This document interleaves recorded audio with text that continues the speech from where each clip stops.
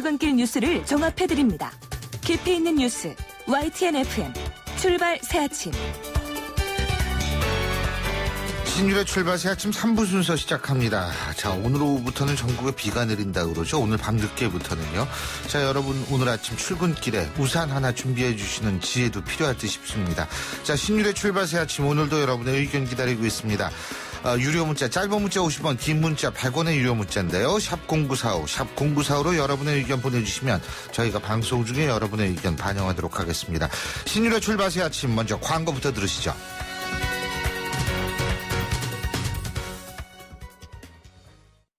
자, 따라해보세요. 이카운트 ERP 4만원 회계관리. 이카운트 ERP 4만원 재고관리. 이카운트 ERP 4만원 생산관리. 사업성공 함께해요. 이카운트 ERP의 모든 기능을 월 4만원에 드립니다. 이카운트 가입비 부가세 별도.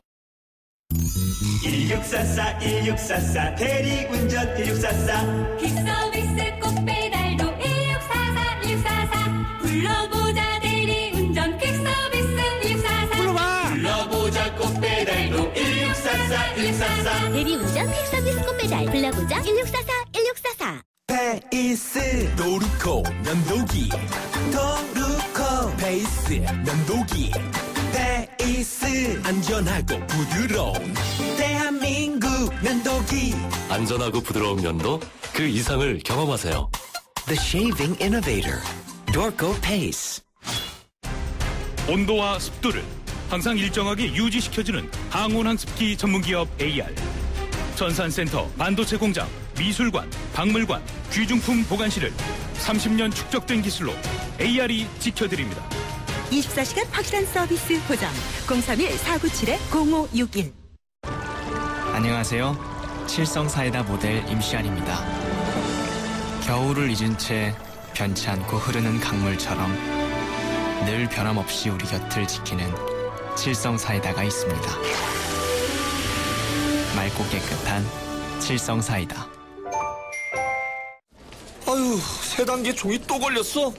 정말 재본하나 하려다가 미치겠네. 내가 진작 현대오피스로 바꾸라니까. 오늘 다 날 셀 거야.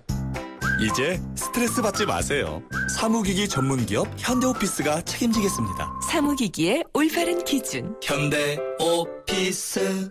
사장님, 성악가 김동규 씨네 집 바닥재 좋던데 우리 집도 똑같은 걸로 해줘요. 요즘 떠오르는 바닥재 스타 강마루. 스타일 좋고 습기 열 긁힘에 강하니까 오래 사용하려면. 그래서 스타 강마루로 하는구나. 성악가 김동규입니다. 강마루 스타는 스타 강마루. 스타 강마루. 벌써 458만 개. 이치 왜 찾는 걸까요? 이치는 약이죠. 먹지 않는 잇몸약. 부은 잇몸이 싹. 많은 분들이 찾는 이유가 있겠죠. 이치는 아픈 잇몸을 직접 치료합니다. 닦으면서 치료하는 잇몸약 이치. 부채표 동아약품. 송곳 같은 말, 허무한 말, 우리가 주목해야 될 말을 전해드립니다. 왁자지껄, 말.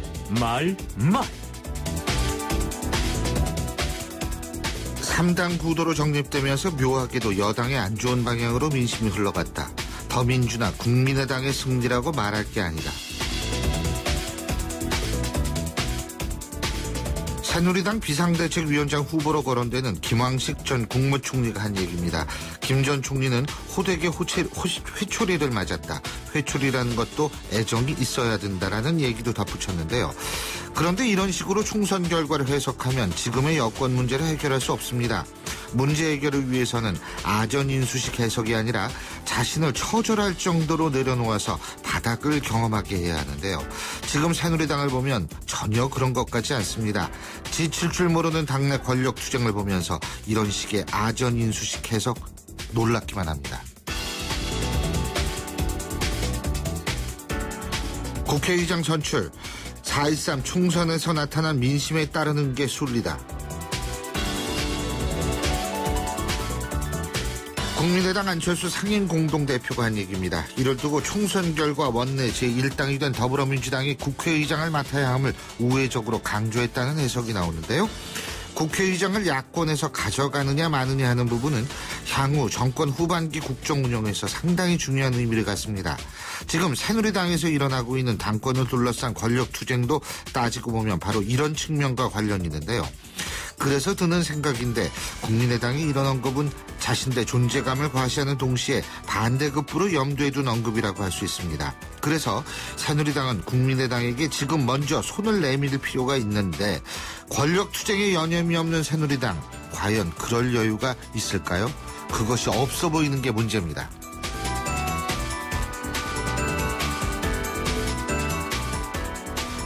이번 총선을 통해서 이루어진 선거혁명을 완성된 혁명으로 만들어야 한다. 손학규 전 대표가 측근 당선자들과의 오찬에서 한 얘기입니다.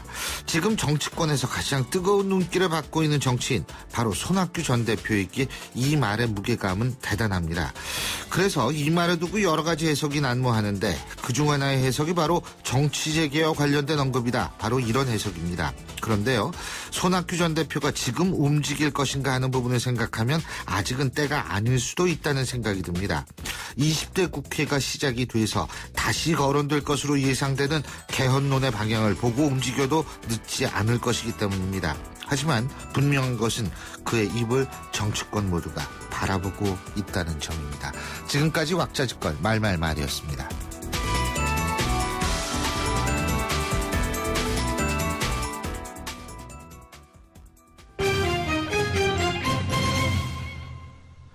자, 오늘의 주요 경제 이슈 알아보겠습니다. 최요한 경제평론가 전화 연결합니다. 안녕하십니까?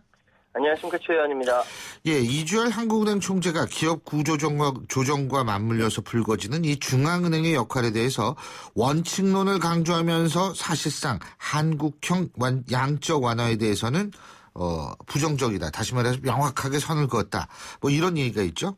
예, 그렇습니다. 이주열 총재가 한국은행이 구조조정을 지원하더라도 법 테두리 내에서 한국은행의 기본 원칙 안에서 하겠다 이렇게 견해를 밝힌 건데요. 네. 사실상 이제 4.13 총선에서 여당의 공약으로 제시된 한국의 양적 완화에 대해서는 정말 명확하게 선을 그은 거라 볼 수 있습니다.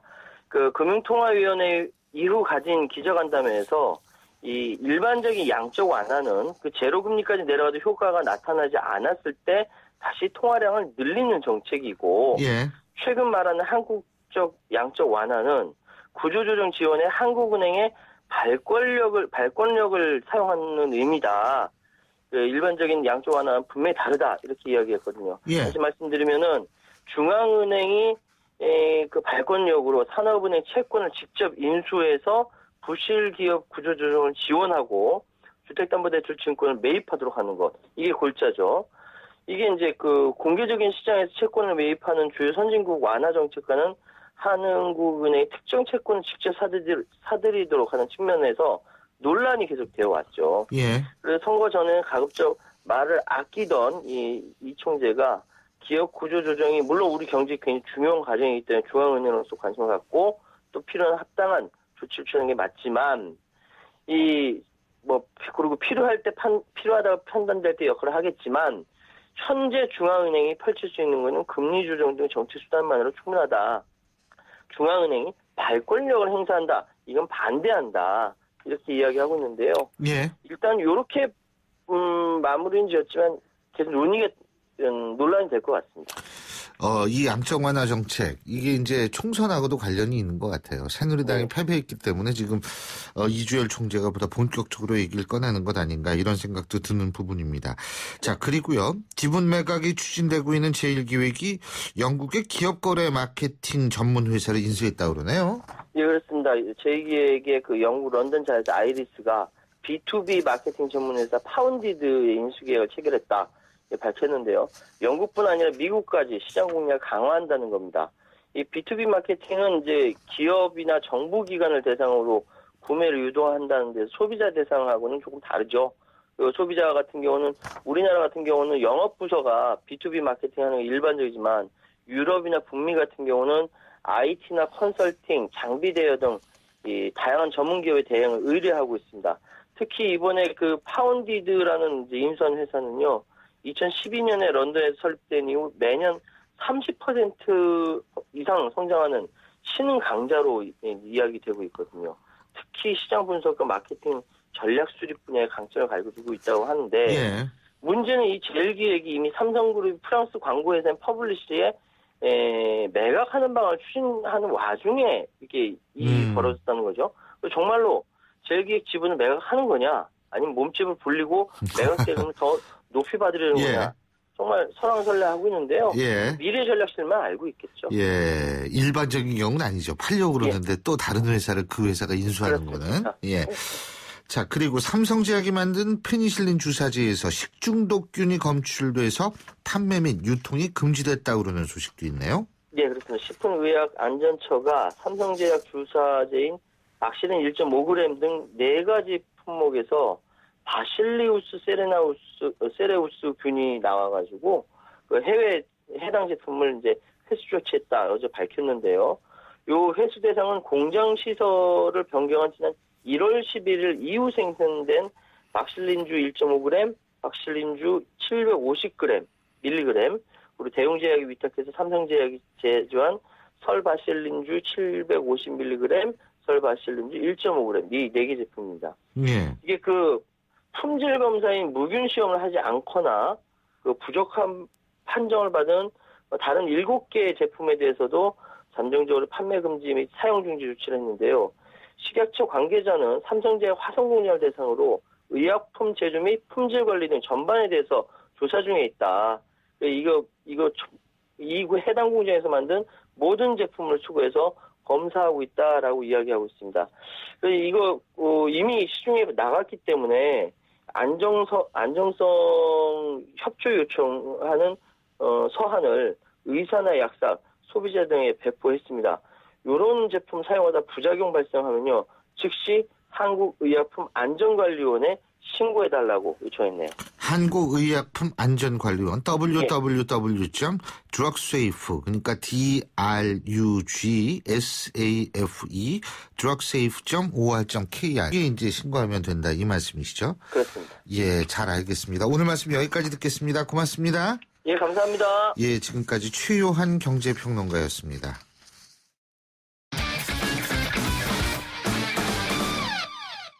스포츠 소식 알아보죠. 최동훈 스포츠 평론가와 연결합니다. 안녕하십니까? 예, 안녕하세요. 박병호 선수 어제 시즌 3호 홈런 쳤죠. 그렇죠? 예. 3호 맞죠? 예, 맞습니다. 오늘 경기에서도 홈런 또 쳤네요? 예, 이 박병호 선수 그러니까 이틀 연속 홈런입니다. 예. 오늘 새벽에 열렸던 이 미러키전에서 6번 타자 1루수로 선발 출전했는데 8회에 솔로 홈런 터뜨렸습니다. 자, 이번에도 이 홈런 친 공이 외야 스탠드 2층에 꽂히는 대형 홈런이었고요. 비거리 126m 기록했습니다. 시즌 4호 홈런입니다. 오늘 2회에도 이 중전 안타 기록해서 4타수 2안타 쳤는데 타율이 2할 3푼 3리를 기록했습니다. 현재까지 홈런이 모두 4개고요. 한 가지 좀 아쉬운 점이 이제 주로 6번 타자로 나오고 있는데 홈런 4개가 모두 다 솔로 홈런입니다. 예. 중심 타선으로 갔다고 한다면은 이제 타점이 많은 홈런을 기록하면서 그렇게 되면 좀 결승 홈런으로 더 빛날 가능성도 있었을 텐데 좀 이 6번 타자가 좀 아쉽기도 하고요. 예. 오늘 경기에서 미네소타가 5대6 한 점 차로 아쉽게 좀 패했습니다. 근데 그 힘이 대단한 모양이. 예, 대단합니다. 예, 미국 가서 잘 먹어서 그런가? 예. 예. 근데요, 이렇게 잘하니까 박병호 선수 노래에다가 박병호 선수 응원하는 지정석까지 나왔다 그러네요? 예, 그렇습니다. 이게 사실은 메이저리그의 이제 본질이라고 볼 수가 있거든요. 이게 뭐냐면은 이 박병호 선수가 인기를 얻다 보니까 이 박병호 선수를 응원하는 지정 응원석이 등장했는데 이제 박병호 발코니라고 얘기하거든요. 이 박병호 발코니 좌석이 어제 경기에서 완전 매진될 정도로 인기가 있었고요. 이 발코니에 들어가면은 우리나라 음식인 이 김치로 속을 만들어가지고 이 크로켓처럼 튀긴 김치볼이라는 안주를 새로 개발한 거거든요. 그러니까 그게 일종의 김치만두죠, 뭐. 예, 그렇죠. 예. 여기다 이제 한국 맥주까지 제공해가지고 일종의 뭐 한류가 등장을 한 거고요. 이 박병호 선수가 이렇게 이제 자리를 잡게 되니까 이 모든 것이 전부 다 이 미네소타 구단이 발빠르게 박병호 마케팅에 들어간 거다 이렇게 말씀을 드릴 수가 있습니다. 박병호 마케팅. 예. 사실 이거 우리가 그냥 웃고 넘어갈 문제가 아니에요. 예. 미국 프로야구가 이만큼 비즈니스를 철저히 한다 이런 얘기 아니겠어요? 예, 맞습니다. 박병호 유니폼 경매까지 있었다 그러잖아요. 예, 그렇습니다. 그래서 이 기념상품 야구 모자까지 개발을 했거든요. 예. 그 야구 모자 이 앞부분에다가 미네소타 트윈스라고 한글로 새긴 겁니다. 예. 그 옆에다가 태극기를 장식한 이런 기념 모자 상품이 등장을 했고요. 예. 어제 같은 경우엔 경기가 끝나자마자 이 박병호 선수의 유니폼을 경매 사이트에 등록해가지고 경매품으로 내놓기도 했고요. 박병호 선수의 노래까지, 박병호 송까지 등장을 했고, 또 주목할 점이 또 있습니다. 자, 어제 경기에서 시구가 있잖아요. 이 시구자로 나선 분이 이 다국적 기업의 그 3M이라는 다국적 기업이 있는데 있죠. 여기에 한국인 수석 부회장이 시구자로 나서기로 했는데 이런 사례들이 실제로 본질적으로 이 메이저리그가 어떻게 돌아가는지 이 메이저리그 비즈니스의 본질을 잘 보여주는 사례라고 볼 수가 있겠죠. 우리나라 프로야구도 이거 좀 배워야 돼요. 예. 야구장에서 그 맥주보이들 자꾸 뭐 못 돌아다니게 하지 말고. 예. 예. 국내 프로야구에서는 두산이 확실하게 상승세를 타고 있는데 어제 6연승 올렸죠, 그죠? 단독 선수죠? 선두죠? 예. 두산이 어제 KT 예. 3대2로 이기고 6연승을 달렸습니다. 10개 팀 중에 제일 먼저 10승고지에 올랐고요. 단독 선두입니다. 이 두산의 가장 큰 장점이 선발진이거든요. 어제 이제 이 선발로 나왔던 장원준 선수도 6이닝 동안 2실점으로 막아내면서 선발 투수가 됐는데 두산 같은 경우에 니퍼트와 보우덴 선수가 3승, 장원준 선수가 2승, 류희관 선수가 1승을 기록 중이거든요.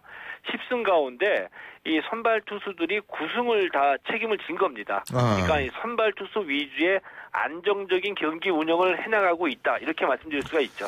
어제 하나가 연패 탈출에 성공하나 했는데 결국 또 역전패 당했어요.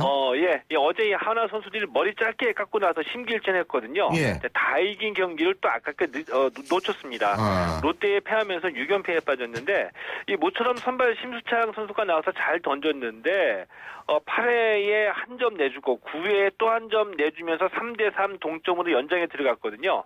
10회 말에 이 손아섭 선수에게 3루타를 얻어맞으면서 롯데에 3대4로 패했습니다. 예. 원래 이 머리 깎고 막 이러면은요. 예. 정치에서도 낙선하는 경우도 많아요. 예. 예, 오늘 말씀 여기까지 듣겠습니다. 고맙습니다. 네, 고맙습니다. 예, 지금까지 최동원 스포츠 평론가였고요. 신율의 출발시 아침 3부 순서는 여기까지입니다. 잠시 뒤 4부에서 뵙죠.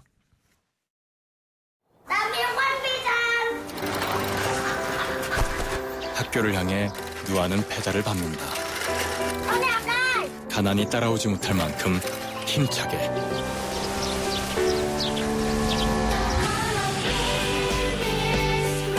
후원이 끝나도 마을 스스로 아이를 돌보게 만드는 월드비전 자립마을 프로젝트. 진정한 후원은 후원이 끝나게 하는 것입니다. 후원 문의 1688-3570 1688-3570 진정한 후원을 생각합니다. 월드비전.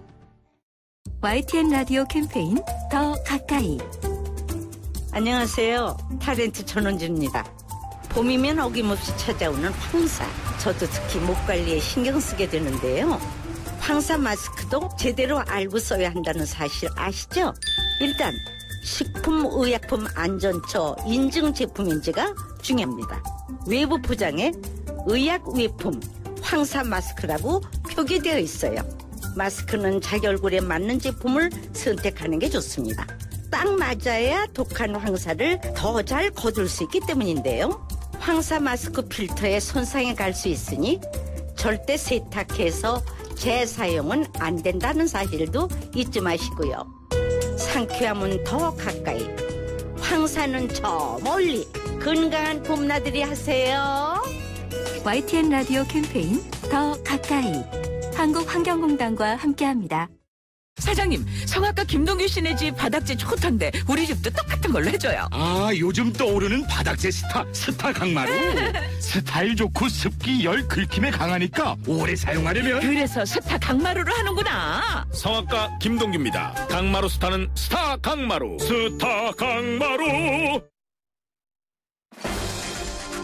날카로운 분석, 내일을 보는 시선, 신율의 출발 새 아침. 신율의 출발 새 아침 4부 순서 먼저 광고부터 들으시죠. LG G5가 변신하는 이유 알아? 비에노 플라이 하이파이 플러스 사운드로 생생하게 들으려고, 135도 광각 듀얼 카메라로 사람보다 넓게 보려고, 캠 플러스로 DSLR처럼 찍으려고. 아니, 그냥 즐겁게 놀려고. 스마트폰의 즐거운 변신. LG G5 and Friends. 롯데가 만든 보일러. 정말? 참 좋은 가스 보일러. 우와. 30년 기술이니까 역시 믿을 수 있는 가스 보일러. 써본 사람들이 추천하는 롯데 가스보일러. 롯데 가스보일러. 4월, 지금까지의 동탄과 선을 긋다. 무엇보다 우월해지고 싶은 것이 인간의 본능이기에 더욱 위대한 동탄을 완성하다. 동탄, 그 이상의 동탄을 원한다면 이제 자유를 만나야 할 때. 동탄 신도시의 퍼스트 클래스 동탄 파크자이. 1644-0061 GS건설. 해발 680m를 흐르듯 내 몸에 흐르는 물. 평창에 청정림을 만들듯 내 몸을 만드는 물. 그래서 맑고 깨끗하게 연아와 함께 마셔요. 내 몸이 되는 강원 평창수. 힘들었던 나에게, 마음먹은 나에게, 다시 한번 해보려는 나에게, 포기하지 않는 나에게, 아직 힘을 내고 있는 나에게. 난 오늘 나에게 바카스를 사줬습니다. 나를 아끼자 바카스. 사람들이 이 곡을 경청하자 작곡가가 말했습니다. 그냥 떠들고 노세요. 이 음악은 집중해서 들으면 안 됩니다. 여러분도 그저 흘려 들으시기 바랍니다. 에릭 사티의 집노패디 1번입니다. 대한항공 파리 주출해 A380 운항. Korean Air. 잇몸이요. 괜찮다가 피곤하면 또 들뜨고. 그래서 전 인사돌 플러스 시작했어요. 염증에 좋은 생약성분을 더해서 차이가 느껴지는 거죠. 너무 편해졌어요. 홍은희 씨도 잇몸이 좋아졌습니다. 붓고 시리고 피날 때 인사돌 플러스. 인사돌 플러스. 어쩜 이렇게 좋아지죠? 편안해진 잇몸의 차이를 느껴보세요. Goedemelk komt van gezonde koeien. 건강한 젖소에서 좋은 우유가 나옵니다. 서울우유에서 시작합니다. 체세포 수까지 1등급인 우유. 서울우유 나 100%. 좋은 우유는 건강한 젖소에서 나옵니다. 2개의 1등급 나 100%를 확인하세요. 엄마, 침대가 좁아. 이사갈 때 바꾸자. 침대가 불편해. 비싼 건데 참아. 침대 왜 사서 고생하세요? 코웨이 매트리스 맞춤 케어 렌탈하세요. 위생관리와 타퍼 교체는 기본, 6년마다 새 매트리스로 업그레이드. 침대 이제 코웨이가 답이다. 6년 약정 기준이며 업그레이드는 신규 렌탈 계약 시 제공됩니다. 바다가 보이는 집에 대한 로망이 아닐까? 인천대교와 바다 조망을 누리는 남다른 생활, 남다른 가치, 클래스가 다른 프리미엄. 오션 클래스 센토피아 송도. 5월 20일 주택홍보관 오픈. 조합원 가입 문의 032-723-9600. 예, 8시 31분 02초 지나고 있습니다. 지금 교통 상황 알아보겠습니다. 박화영 캐스터. 네, 신일의 출발새 아침 교통정보입니다. 지금 서부간선도로 외곽 쪽으로 많이 밀립니다. 거의 전 구간 답답하게 밀려서 구간 통과하는 데 40분 이상 소요되고 있고요. 뒤쪽으로 연결되는 성산대교 다리 위에서는 편안한데요. 옆으로 가양대교가 밀립니다. 가양대교는 북단에서 남단 쪽으로 정체고, 가양대교 북단을 지나는 강변북로는 일산 쪽으로 갑자기 밀리는 이유는 사고 때문이었습니다. 원효대교와 마포대교 사이 3차로에 사고가 발생해서 한남대교에 에서 마포대교까지 정체입니다. 신율의 출발새 아침 교통정보였습니다. 신율의 출발새 아침 오늘 순서 시작합니다. 오늘 아침 당신이 듣고 싶은 뉴스 94.5MHz YTN 뉴스 FM 신율의 출발새 아침.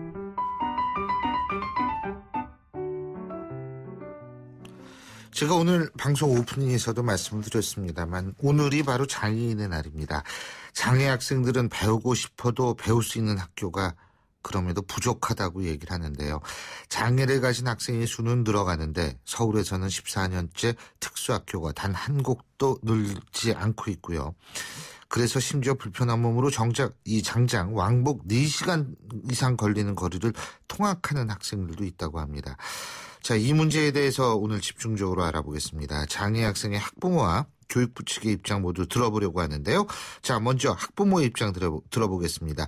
뇌병변 장애 학생을 가진 어머니시죠? 이진희 씨 전화 연결합니다. 안녕하십니까? 네, 안녕하세요. 지금 어떻게 자녀분 나이가 어떻게 되세요? 지금 만으로 19이요. 19이요? 네, 뇌병변 장애죠? 네, 뇌병변. 예. 뇌병변 장애 1급. 1급. 아하. 네. 지금 특수학교에 다니고 있습니까? 예, 저희 지금 경기도 광주에 있는 새롬학교라고요. 거기 예. 다니고 있습니다. 댁은 어디세요? 서초동이요. 서울 서초동. 근데 제가 알기로는 강남구에도 특수학교가 있는 거로 알고 있거든요. 아, 강남구에는 발달장애학교 정예학교가 있고요. 예. 그쪽에는 정예학교고 저희 아이는 지체이기 때문에 저희가 이제 처음에 초등을 다녔을 때는 서울 봉천동에 위치하고 있는 새롬을 다녔었고요. 봉천동이요? 네네. 예. 거기는 초등부, 중등부밖에 없기 때문에 예. 저희가 이제 어쩔 수 없이 광주 새롬 분교라고 그러죠. 그 새롬이 서울에 하나, 광주에 하나 있습니다. 예. 분교, 공교가 있는데 저희가 이제 분교로 고등부가 있기 때문에 이쪽으로 왔죠. 그럼 몇 시간 걸려요? 저희가 아침에 아이를 제가 5시 반에 깨워가지고 씻겨서 6시 40분에 나와가지고 하면 학교를 저희가 통학으로 이용을 하거든요. 뭘 이용해요? 통학버스. 통학버스. 예. 네네. 통학버스를 해서 분당으로 해가지고 용인 죽전까지 해가지고 학교 경기도 광주까지 오는데 2시간 그 정도 걸리죠. 2시간? 네. 6시 한 40분쯤 타면은 한 8시 40분쯤 도착한다 이 말씀이시죠? 네, 그 정도 걸리죠. 그렇군요. 그런데 이거 굉장히 2시간 걸린다는 게 이거 엄청 힘든 얘기인데, 그죠? 힘들죠. 예. 근데 지금 그러니까 이게 결국은 이 특수학교를 서울 시내에서 세우기가 어렵기 때문에 이런 현상이 발생하는 거죠? 그러겠죠. 예. 바라고 싶은 얘기 있으시면 한마디 말씀해 주시죠. 그래 저희가 좀 같이 시민들도 좀 이해 부족인 것 같고요. 예. 저희가 솔직히 우리 아픈 자녀들을 가진 엄마 마음들은 더 많이 아프고 힘듭니다. 예.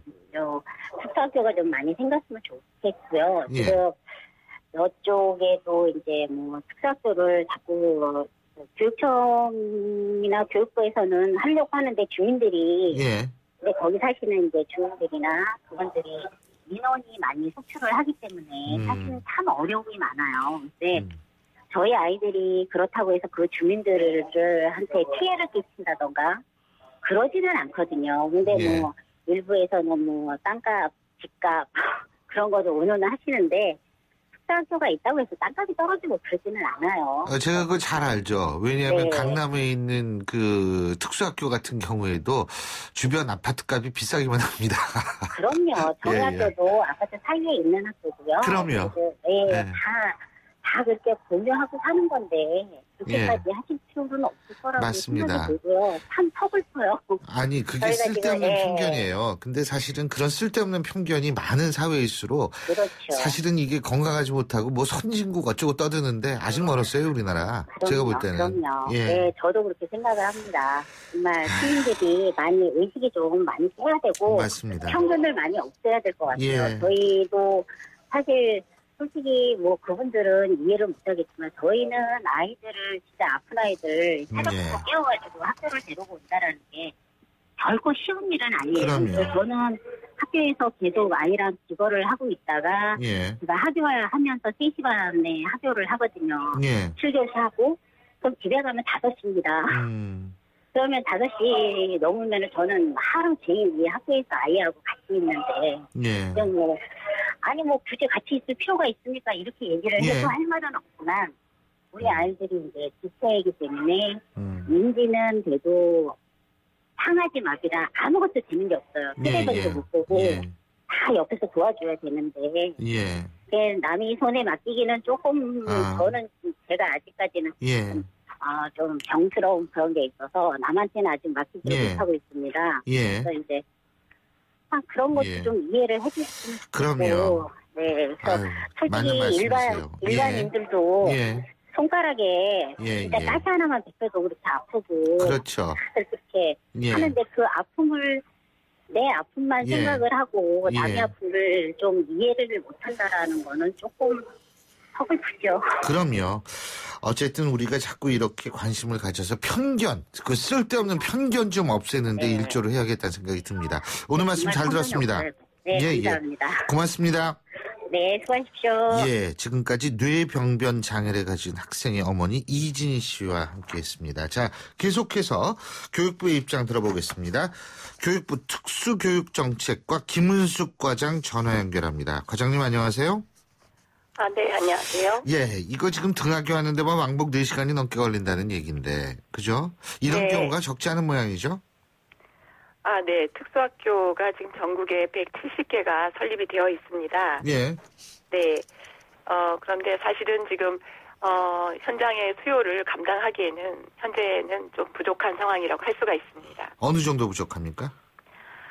지금 한 16.7%의 학급이 특수학교의 경우에 과밀학급으로 운영이 되고 있습니다. 그러니까 그만큼 학교가 더 신증설이 되어야 된다는 것을 이제 반영하는 통계라고 할 수가 있겠습니다. 과밀학급이라고 말씀하셨는데 일반 학생, 그러니까 비장애 학생보다 장애 학생들은 숫자가 더 적어야 되죠? 한 학급당. 네, 그렇습니다. 장애인들에 대한 특수교육법에서 유치원은 4명, 초등학교와 중학교는 6명, 그다음에 고등학교는 7명을 한 학급의 편성 기준으로 하도록 법에 그 학급 규정이 돼 있다. 기준을 정하고 있습니다.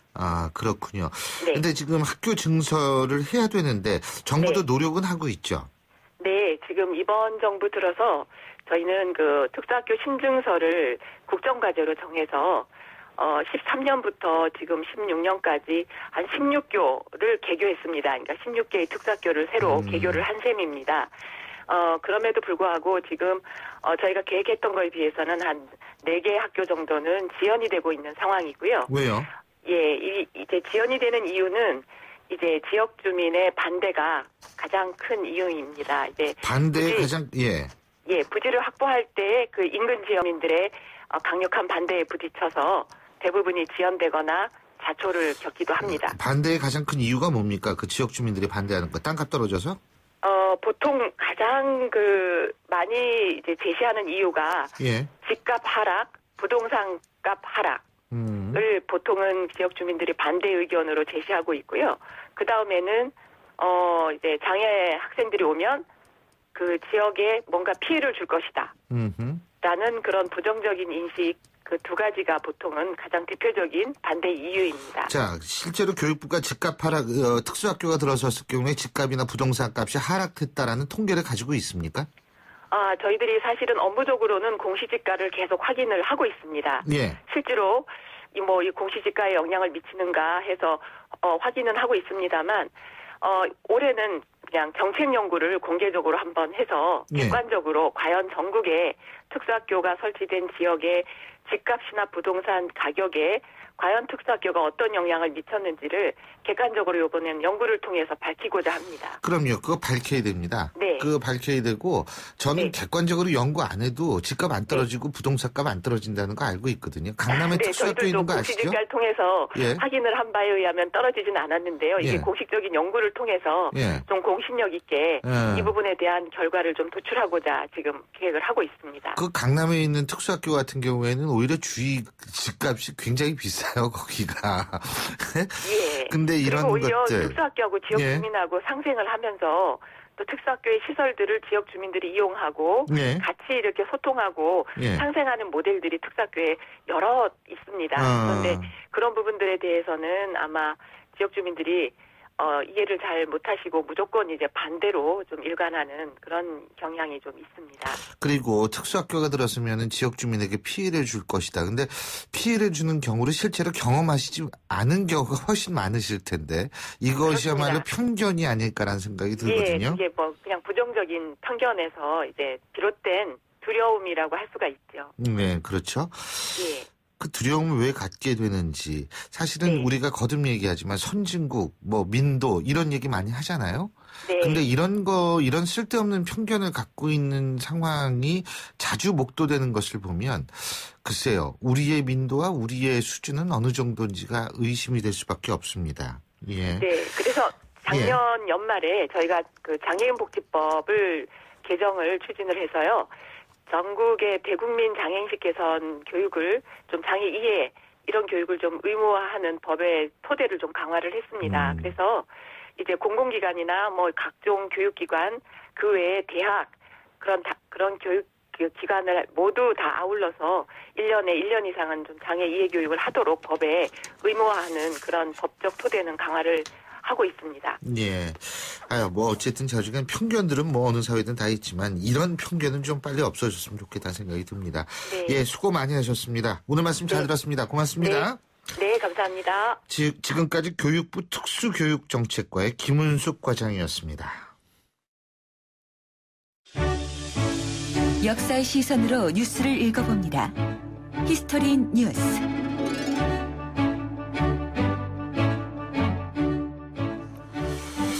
예, 얼마 전 일본 구마모토 현에서 강한 규모의 지진이 일어나가지고 지금 오늘도 연일 뉴스에 가장 첫머리를 장식하고 있습니다. 굉장히 지금 구마모토 현에 있는 주민들이 어려움을 많이 겪고 있다고 하죠. 자, 예측할 수 없는 이런 자연재해. 하지만은 우리가 일본에 대해서 꼭 눈여겨봐야 될 부분이 있습니다.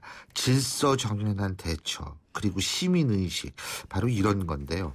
자, 그래서 오랜 역사 속에 지진, 해일 등의 자연재해 이 공포에 노출된 적이 그렇게 많지 않았던 우리의 경우는 과연 어떠한 특징과 성향을 가지고 있을지 오늘 히스토리 뉴스에서 알아보겠습니다. 자, 전우용 박사님 나와 계십니다. 어서 오십시오. 네, 안녕하세요. 예. 사실 우리는 일본만큼 자연재해는 많지가 않죠. 그죠? 전통시대의 자연재해라고 그러면 이제 가장 흔했던 것이 한발, 가뭄. 그렇죠. 가뭄으로 인한 굶주림이었고요. 예. 그다음에 이제 역병. 예. 근데 이제 자연 자체가 직접적으로 인간에게 위해를 가는 것이 지진, 해일, 화산 폭발 등인데요. 뭐 일본 사람들은 이제 그런 좀 농담이라고 해야 될까요? 아니면 좀 뭐 그런 이야기를 합니다.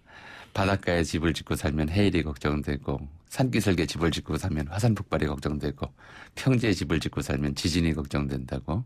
일본 열도에 살 데가 마땅치 않다고 그런 얘기를 한다고 하는데요. 상대적으로 이제 이 한반도 쪽에서는 바로 이 지진, 해일, 화산 폭발 같은 직접적인 위해를 겪은 적이 거의 없기 때문에 자연을 대하는 태도나 이제 시선이 뭐 다를 수밖에 없겠죠. 근데 제가 먼저 좀 말씀드리고 싶은 게 이 일본 국민의 이 수준, 민도가 대단히 높다는 거예요. 이게 이 긴박한 상황에 대처할 때 이 질서정연하게 줄 서고, 예? 이런 것들을 이거 우리로서는 참 보기 드물잖아요. 네. 뭐 저는 이제 민도라는 말 자체가 사실은 예. 이제 제국주의자들이 만들어낸 말이거든요. 일본인들이 만들어서 적용시킨 말이에요. 예. 국민의 수준이 다르다 이렇게 얘기를 하면서. 예. 그런데 문화라고 하는 것이 기본적으로는 인간과 자연 간의 상호 관계 속에서 이제 형성이 되기 때문에 일종의 반복된 훈련 또 그 훈련의 필요성 이런 것들에 대한 인지도가 달랐던 거라고 생각을 합니다. 근데 그게 훈련의 결과일까요? 근데 예를 들어서 작년에 생존에 관한 문제가 그러니까요. 훈련에 의해서 될 수 있다. 전 그건 좀. 그러니까 어떤 면이냐면 제가 작년에 바로 이제 이 지역에 갔었어요. 그러셨어요? 구마모토를 갔었는데. 네. 그게 늘 그러는 건지 아니면 이제 화산 폭발의 위험이 있을 때만 그러는 건지 모르겠습니다만 초등학생들이 전부 헬멧을 쓰고 다녀요. 이 지역은 근데요. 예. 원래 지진이 많은 지역이 아니었답니다. 제가 인터뷰를 통해 가지고 지질학자하고 인터뷰를 통해 가지고 제가 들었는데 많지가 않았대요. 아소산은 계속 이제 연기를 품고 있었어요. 아소산하고 예. 지진하고는 관련이 그렇죠. 없답니다. 그 옆에 이제 사쿠라지마도 폭발을 했어. 그래서 화산 폭발 때문에 그랬겠지만 아이들이 이제 항상 그 헬멧을 쓰고 다녔어요. 그리고 이제 저도 이제 이 건 때문에 저희 처하고 얘기를 해봤어요. 야, 만약에 서울에 지진이 나면 우리 뭐부터 챙겨가지고 가야 되냐 그랬더니 아무 이제 어디 있겠어요? 아무 대답이 흔들리면 끝인데 뭐. 안 나오죠. 근데 이제 그런 경험들을 쭉 해오면서 예. 이제 뭘 우선순위죠. 이제 행동 매뉴얼, 지진 시의 대처 매뉴얼이라고 하는 것들을 만들어냈던 거거든요. 대표적으로 1923년에 이제 한 90년쯤 넘었죠. 일본 역사상 최악의 지진이라고 했었고, 그리고 또 이제 아직까지도 일본인들의 기억 속에 트라우마로 남아있는 우리에게는 굉장히 이제 기분 나쁜 사건, 끔찍한 사건으로 기록되고 있지만 간도 대지진이 일어났었죠. 그다음에 또 불과 한 20여 년 전에 고베 대지진이라든가 그렇죠. 여러 차례 지진. 동일본 대지진. 2011년에. 예. 또 후쿠시마 이제 원전까지 이제 문제가 됐던 이런 여러 차례 자연재해를 겪으면서 재해 시에 어떻게 행동하는 것이 피해를 줄일 수 있는지 나와 남과 뭐 공동체 전체가 이런 부분들에 대한 이제 오랜 역사 속에서 이제 반복된 경험들이 일종의 좀 행동 매뉴얼을 만들었던 것이 아닌가 이렇게 생각이 됩니다. 근데 사실 뭐 우리나라 사회는 뭐 매뉴얼이 있으나 없으나 비슷하게 돌아가는 경우가 많은데 저는 일본 사람이 이런 거 참 대단하다고 봅니다. 예. 그리고 우리나라 같은 경우에는 그 제주도에서 강풍 때문에 비행기 못 떴는데 비행기 뜨자마자 그냥 뭐 난리가 났었다는 거 아니에요? 서로 타려고. 예? 아니 간단치 않은 나라라는 거는 이런 생각이 드는데 우리나라도 사실 역사 속에 재해들이 뭐 지진 이런 건 없었지만 그래도 뭐 예를 들면 전염병 이것도 자연재해로 볼 수 있는 거고 이런 거 좀 많았잖아요. 그러니까 이제 재해가 제가 직접적인 자연의 위해다. 기근 말씀하셨고. 예, 이렇게 말씀드렸지만 한발이나 역병 같은 경우가 좀 선택적이에요. 작용하는 것이. 무슨 얘기냐면 뭐 지진도 비슷한 부분이 있지만 걸리는 사람은 걸리고 안 걸리는 사람은 걸리고. 굶어 죽는 사람은 죽고 그런 상황에서도 잘 사는 사람이 있고요. 근데 이런 식의 이제 지진이나 이제 해일 같은 사태들은 한꺼번에 쓸어버리거든요. 한 지역 자체를 거의 파괴시키는 거죠. 간도 대지진 같은 경우에 당시 1923년 당시 서울 시내 인구 전체가 20만 명이 조금 넘었어요. 근데 이 간도 대지진으로 인한 사상자 수만 40만 명이 넘었어요. 어마어마한 거죠. 이렇게 그렇죠. 한꺼번에 이제 이렇게 당하는 것이다 보니까 그런 면에서 이제 대처라고 하는 것이 이제 다른 이제 방식이 나오는 것이죠. 이건 집단적 위협에 집단적으로 대처할 수밖에 없는 상황들이라고 하는 게 있고 이게 선택적인 위협이라면은 요즘 이제 한동안 유행했던 말이 있죠. 각자도생. 이제 남의 도움 없이 알아서 살아야 되는 거. 이런 면들 어떤 것이 더 중심이냐, 어떤 것이 더 중요하냐 이 문제에 대한 태도는 이제 이런 재해 성격에 따라 다를 수밖에 없고요.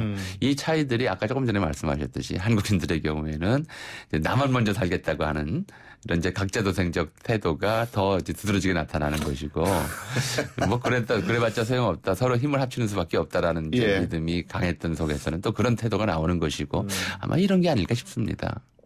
근데 이거 좀 관련 있는 얘기인지 모르겠지만 우리 사람은 눈이 앞에 있잖아요. 네. 눈이 앞에 있는 동물의 특징이 뭐냐면 눈이 옆에 있는 동물 이런 것보다 거리감이 뛰어나답니다. 예. 그 대신에 눈이 옆에 있으면 사방을 볼 수가 있다는 거죠. 보는 각도가. 그래서 눈이 앞에 붙어 있으면 사실은 뭐냐면 그래서 집단을 이루고 산다는 거거든요. 뒤, 양, 옆에 무슨, 뭐 어떤 위협이 있을지 모르니까. 자, 그렇다면 우리도 좀 이 공동체 의식을 발휘해서 좀 같이 살아가고 같이 있어야만 생존한다는 생각을 가져야 되는데 뭐 눈이 옆에 있지도 않으면서 우리가. 예. 근데 뭐 그렇게도 이제 얘기할 수 있겠습니다만 뭐 호랑이 같은 동물 역시 눈이 앞에 있긴 하지만은 혼자 살잖아요. 아니, 근데요. 호랑이는 그 정도면 옆에 있다라고 얘기를 하더라고요. 영장류가 주로 앞에 있다. 이런 얘기를 하는데 아이고, 근데 어쨌든 우리가 지금 대응 방식에 이렇게 차이가 좀 있다 이런 그 얘기인데 그죠? 근데 이게 우리가 이렇게 대응 방식에 차이가 있는 경우가 결국은 왜 그럴까요? 그렇게? 그러니까 지금 말씀드렸듯이 뭐 경험에서 나오는 재해의 성격이 다르기 때문에 그 대처하는 방식에서 공동체의 집단적 대처가 유효한 부분이 있고 그렇지 않은 부분들이 맞아요. 근데 우리나라가 또 딴 건 다 집단주의적 성향이 강하잖아요. 그러니까요. 제가 맨날 하는 얘기가 뭐냐면 전 세계 대학생 중에 MT 가는 나라가 어디 있느냐, 우리나라밖에 더 있느냐, 제가 맨날 그 얘기를 하거든요. 집단주의적은 굉장히 강한데 이건 이렇다. 또 하나. 그래서 이제 사안에 따라 그런 문제들이 있고요.